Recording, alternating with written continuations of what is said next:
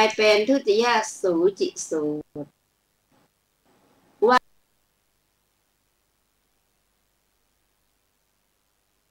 ด้วยบุรุษมี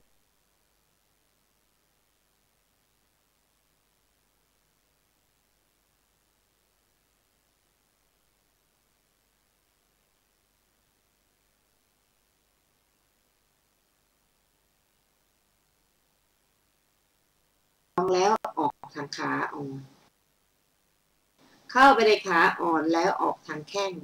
เข้าไปในแข้งแล้วออกทางเท้า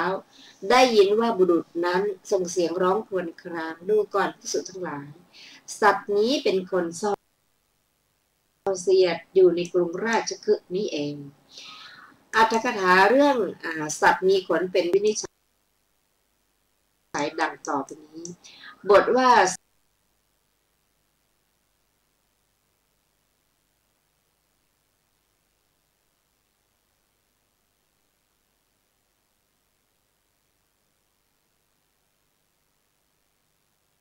สูจิโก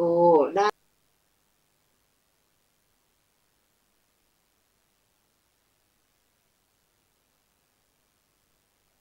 กรรมนั่นแหละให้เป็นนิมิตจึงเกิดเป็นสูจิโลมเปรตคำว่าสูจโกแปลว่าผู้กล่าวส่อเสียครับท่านผู้ฟังที่เคารพครับจากภิกษุที่ได้ศึกษาธรรมนั้นเราเห็นชัดในเรื่องกรรมการกระทำทางกายวาจาและใจจะทำโดยเจตนาก็ตามไม่เจตนาก็ตามต้องมีผลทั้งนั้นผลของกรรมนั้นเรียกว่าวิบากเราจะได้ศึกษากันอีกครั้งหนึ่งในโอกาสต่อไปสำหรับวันนี้รายการศึกษาธรรมนำสุขนะคะก็หมดเวลาแล้วนะคะขอนำรายการจากท่านผู้ฟังไปนะพบกันใหม่ในวันศุกร์หน้านะคะสำหรับวันนี้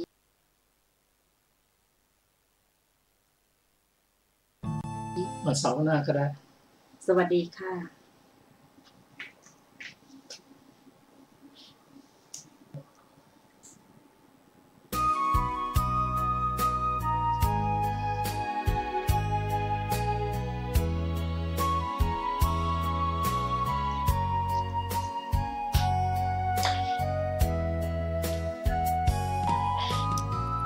วัดเป็นบุญเขตวิเศษสถา